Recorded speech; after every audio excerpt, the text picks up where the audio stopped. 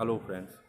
Uh, Up to the third point, we have discussed about all the framing of the All German Nation Party, which is won through the support of middle class, yani the middleman person, which includes workers, peasants, farmers, and all the people, those who are coming under the category of third estate.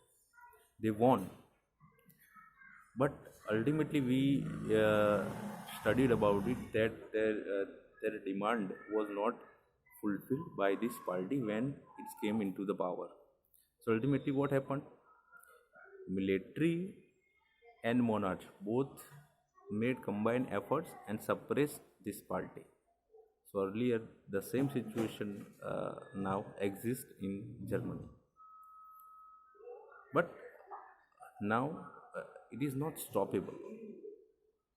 The middlemen got support from the Junkers of Prussia,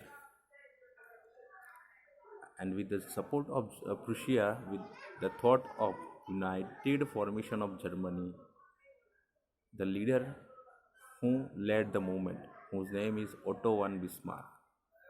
Otto von Bismarck led the movement, and he fought the wars with Austria, France, and Denmark till 7 years, and ultimately he won against it.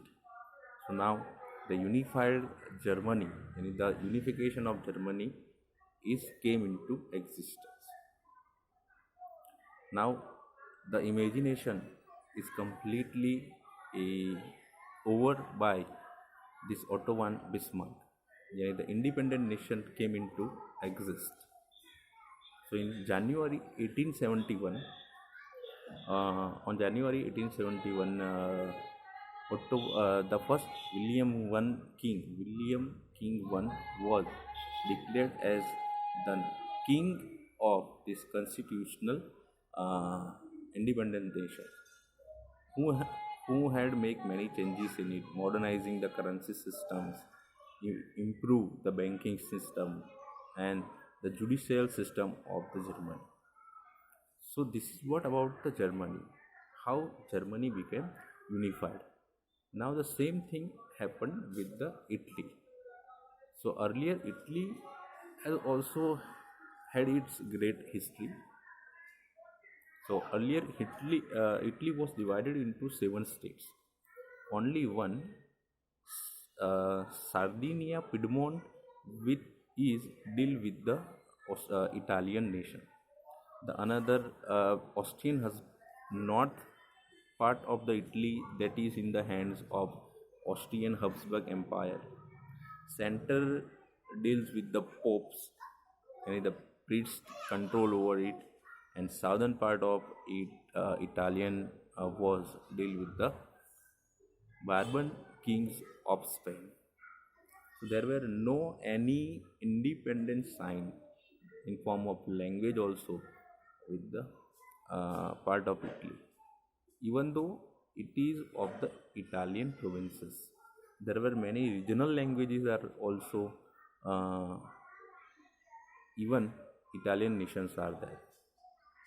So now it is the requirement of strong unification for the Italian people. And the feeling of nationalism is required to spread all over the Italian nations. So among them, Giuseppe Mazzini was that we have studied earlier point that he had established the secret mission. The name is Young Italy, and he led many youngsters towards it, and he strongly believed that God had intended many kingdoms like that that Austrian Habsburg popes, Bourbon kings of Spain, that should be removed from the Italy, and one Italy, independent Italy, should be unified. So in 1830 he led the mission. Then Chief Minister Kever led this movement and inspired many youngsters and many people to fight this uh, independent uh, to fight for the independence of the Italy. Then Garibaldi took forward this movement against many people.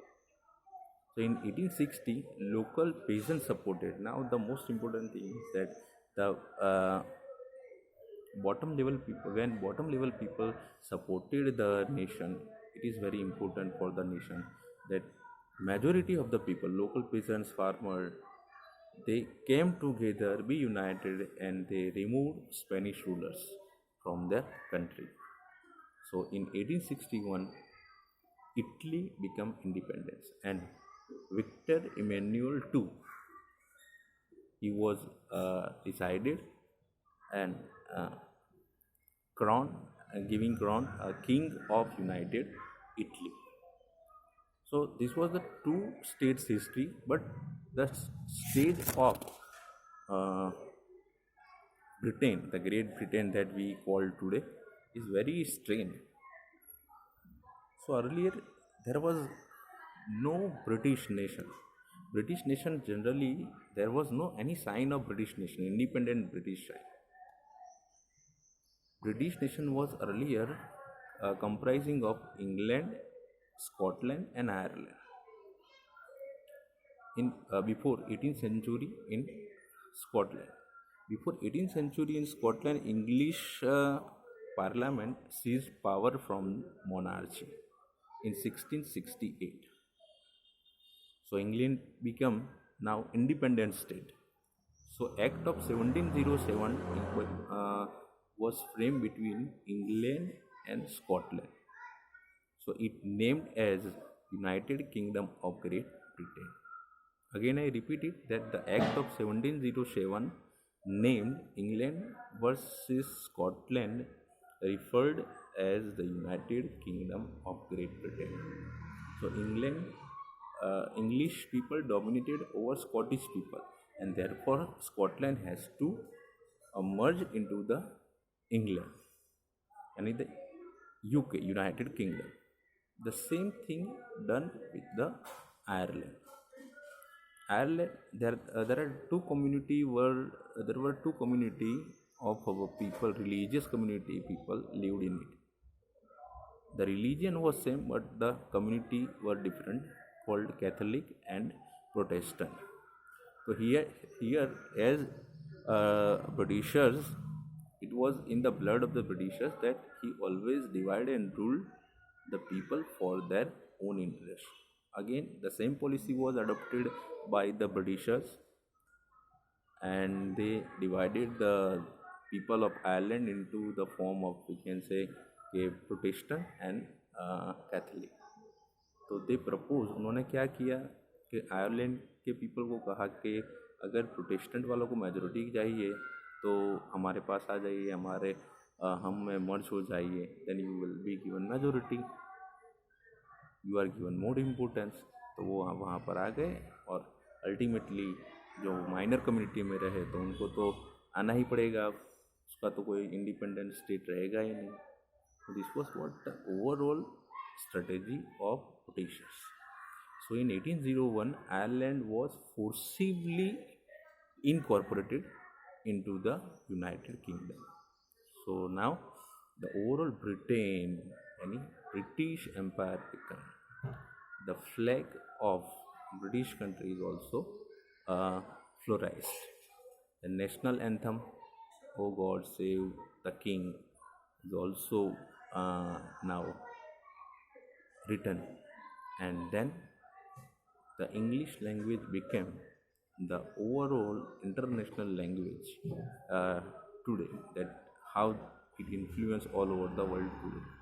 At that time also English language became the official language for English people, Scottish people, and the Ireland people. So in this point that we have discussed about again three independence states, that is about the unification of Germany, unification of Italy, and how unify the strange case of Britain. In next point we are going to discuss about point that is deal with the visualizing the nation, how nation could be visualized. And the last point of our chapter, that is about nationalism, the concept of nationalism and imperialism, how they related. So till then, goodbye.